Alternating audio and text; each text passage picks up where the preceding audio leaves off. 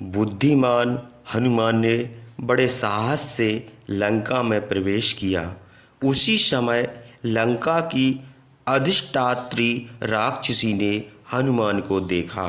वह विकृत मुख और महाकराल रूप धारण करके हनुमान के सामने खड़ी हो गई और गरज कर बोली, रे बानर, तू कौन है? यहाँ क्यों आया है? ठीक ठीक बतला दे, नहीं तो तुझे मार डालूंगी। निशाचर इस नगरी के चारों ओर रक्षा करते हैं, तू यहाँ कैसे घुस आया? वीर हनुमान ने कहा, तुमने जो पूछा है वह मैं बताऊंगा, किंतु तुम पहले यह बताओ कि नगर का द्वार रोक के तुम क्यों खड़ी हो और मुझे इस प्रकार क्यों डांटती हो? हनुमान की यह बात सुनकर काम रूपणी लंका कुपित होकर कठोर वचन बोली, रे बानर, मैं राक्षस राज रावण की आज्ञा से इस नगरी की रक्षा करती हूँ। तू मेरी उपेक्षा करके यहाँ प्रवेश नहीं कर सकता। मैं लंका की अधिष्ठात्री देवता हूँ। आज तू मेरे हाथ से निहत होकर पृथ्वी में सोएगा। लंका की यह बात सुनकर पर्वत के समान अटल और निसंग खड़े हनुमान ने उत्तर दिया, कल्याणी, मैं इस नगरी को देखना चाहता हूँ। चार दीवारी से घिरी हुई और उत्तम द्वारों से शोभित इस नगरी के वन उपवन और अच्छे अच्छे महल देखूंगा, इसलिए मैं यहाँ आया हूँ। लंका फिर कठोर वचन बोली, रे मूर्ख, महा प्रतापी रावण इस नगरी का राजा है। तू मुझे परास्त किए बिना इसे नहीं देख सकता। हनुमान ने नम्रता से कहा, भद्रे, मैं इस नगरी को देखकर अपने स्थान को लौट जाऊंगा। हनुमान का यह पक्का इरादा समझकर निशाचरी ने क्रोध से गरज कर एक थप्पड़ मारा। थप्पड़ लगते ही महाबली पवन कुमार भी गरजे। उन्होंने कुपित होकर बाएं हाथ से एक घूंसा मारा। लंका स्त्री थी, इसलिए हनुमान ने अत्यंत क्रोध किया। घूंसा के प्रहार से वह भयानक मुंह बना कर पृथ्वी पर गिर पड़ी। उसकी यह दशा देखकर स्त्री समझकर तेजस्वी हनुमान को दया आई। लंका बहुत घबराकर गदगद स्वर से विनती शब्दों में कहने लगी, हे बानर, प्रसन्न होकर मेरी रक्षा करो। वीर पुरुष शास्त्र की मर्यादा का उल्लंघन नहीं करते, अर्थात स्त्री का वध नहीं करते। मैं इस नगरी की अधिष्ठात्री देवता हूँ। तुमने अपने पराक्रम से मुझे जीत लिया है। मैं एक प्राचीन बात तुमसे कहती हूँ, सुनो। भगवान ब्रह्मा ने मुझसे कहा था कि हे राक्षसी, जब तुझे कोई बानर पराजित करे तब तू समझ लेना कि राक्षस के लिए भय आ गया है। हे सौम्य, जान पड़ता है कि ब्रह्मा का बताया हुआ समय आ गया है। ब्रह्मा की बात असत्य नहीं हो सकती।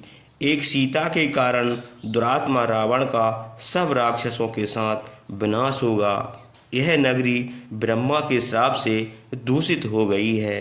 अब तुम अपनी इच्छा अनुसार इसमें प्रवेश करके जहाँ जहाँ तेजस्वी हनुमान काम रूपणी लंका को जीतकर द्वार से न जाकर चार दीवारी लांघकर नगरी में प्रवेश हुए। प्रवेश करते समय पहला बायां पैर आगे बढ़ाया। शत्रु के नगर में बायां पैर पहले रखना चाहिए। वह पैर मानो शत्रु के सिर पर रखा जाता है। लंका की सड़कें बहुत चौड़ी थीं और अनेक प्रकार के फूलों से शोभित थीं। महावीर हनुमान राजमार्ग से नगर में घुसे। कहीं हंसने का कोलाहल और कहीं नगाड़ों का शब्द होता था। राक्षसों के बड़े ऊंचे घर बादलों से आच्छादित आकाश के समान सुशोभित हो रहे थे। उन घरों में मनोहर मालाएं लटकती थीं। पद्म और स्वस्तिक आदि के चिन्ह बने थे। वज्र और अंकुश के चित्र खिंचे थे। मणियों की खिड़कियां चमकती थीं। हनुमान लंका की शोभा देखते हुए रामचंद्र के कार्य के लिए चले। उनका मन बहुत प्रसन्न था। लंका की शोभा और सुंदर घर देखते जाते थे। काम के वेग से उन्नतम सर्वांग सुंदरी स्त्रियां अप्सराओं की भांति मधुर स्वर से गाती थीं।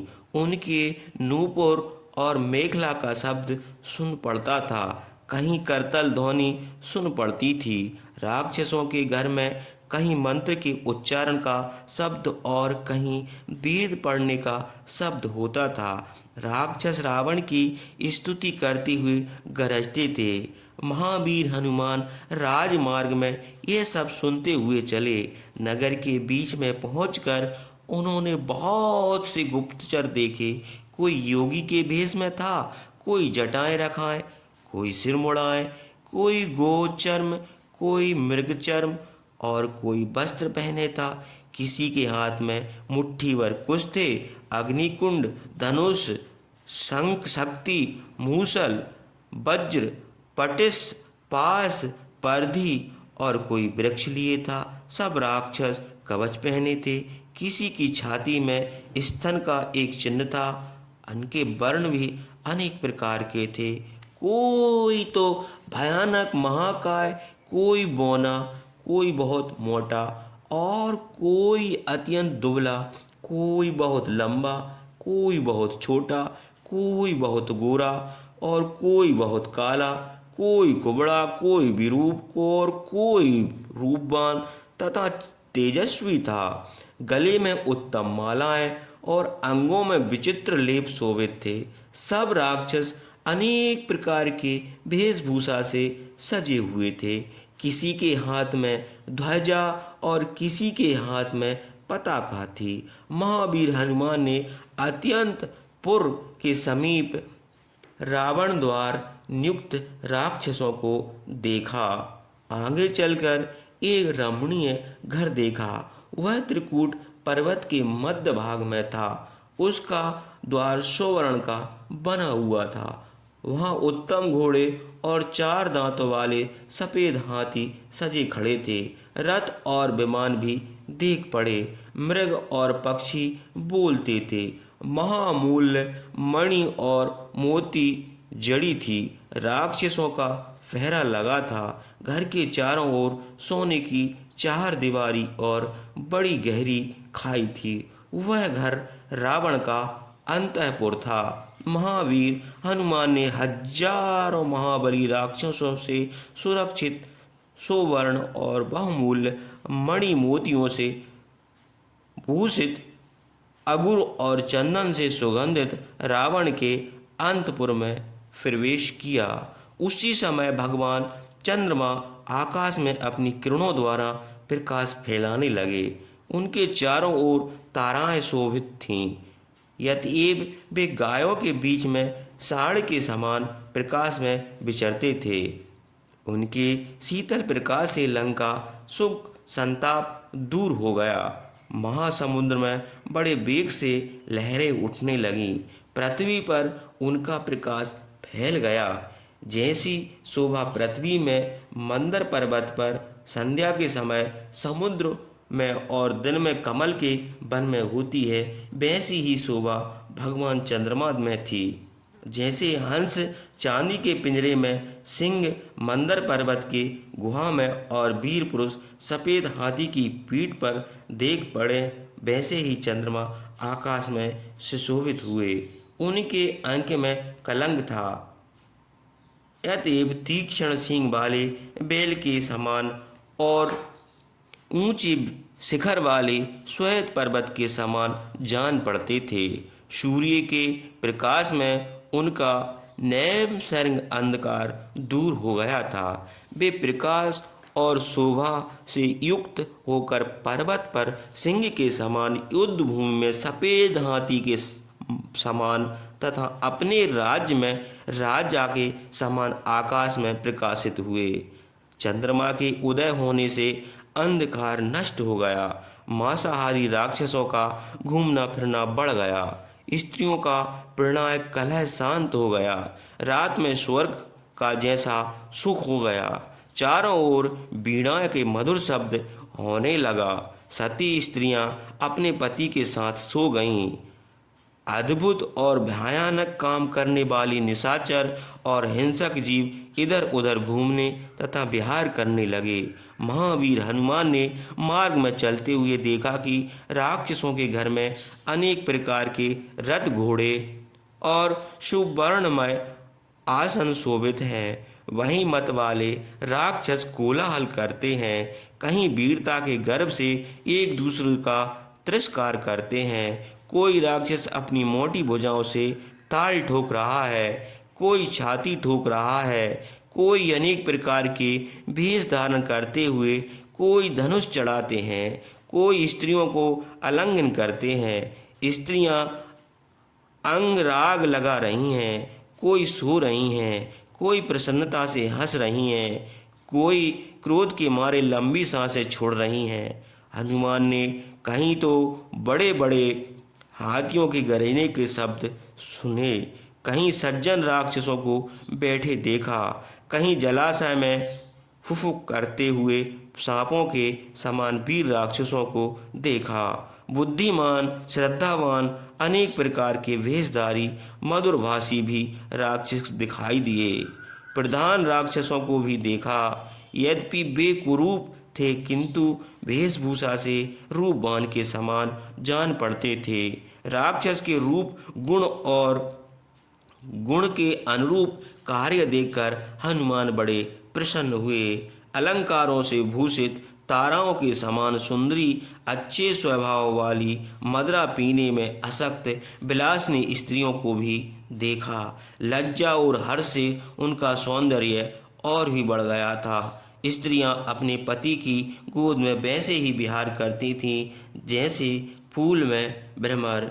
कोई सतमहल पर बैठी थी, कोई पति की गोद में प्रसन्न थी। हनुमान ने देखा कि कोई सी स्त्रियां तपस्याएं हुई सुवर्ण के समान हैं, कोई चंद्रमा के समान थीं, कोई स्त्रियां पति के विरह में व्याकुल थीं और कोई पति के समागम से प्रसन्न थीं।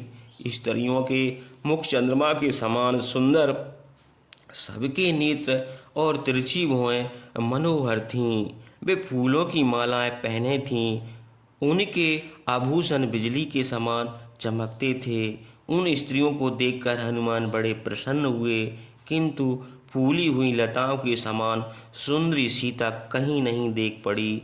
सीता धर्मनिष्ठ राजकुल में पृथ्वी से उत्पन्न हुई थी, पति व्रता थी, सदा अपने मन में श्री रामचंद्र जी की चिंता करती थी। राम के वियोग से दुखित थी। चिंतित रहने के कारण उनका स्वर गदगद हो गया था। मयूर के समान मधुर बोलने वाली सीता कहीं नहीं देख पड़ी। सीता द्वितीया के चंद्रमा के समान धूलि लगाई हुई सोने की रेख के समान, बाण लगे हुए घाव के चिन्ह के समान और वायु से उड़ाए हुए बादलों की रेखा के समान थी। सीता को न देखकर हनुमान बड़े व्याकुल हो गए। शीघ्रता से चलते हुए हनुमान ने समीप ही रावण का घर देखा। सीता को न देखने से वह बड़े दुखित थे। रावण का घर सूर्य के समान चमकता था। उसके चारों ओर लाल रंग की चार दीवारी थी। जैसे सिंह वन की रक्षा करता है, वैसे ही भयानक राक्षस उस घर की रक्षा करते थे। रावण का घर देखकर हनुमान प्रसन्न हुए। उनके द्वार पर चांदी और सोने से चित्र बने थे। फाटक सुवर्णमय था। बड़े बड़े आंगन और सुंदर द्वार थे। द्वार पर हाथी घोड़े खड़े थे, उन पर महावत बैठे थे। घोड़े जुते हुए हजारों रथ और सूरवीर राक्षस भी खड़े थे। रथों में सिंह और बाघ के चमड़े मड़े थे। रथ सोने, चांदी और हाथी के दांतों के बने थे। अनेक प्रकार के रतन, उत्तम आसन और हजारों मृग पक्षी शोभित थे। द्वारों पर राजपाल खड़े थे। सुंदर स्त्रियां आमोद प्रमोद करती थीं। अनेक आभूषणों का शुभ सुन पड़ता था। छत्र और चवर आदि राजाओं के उपकृत सामग्री रखी थी। चंदन आदि की सुगंध आती थी। महावन में सिंह के समान प्रधान राक्षस उस घर में दिव्य दिए, शंख, मृदंग और नगाड़े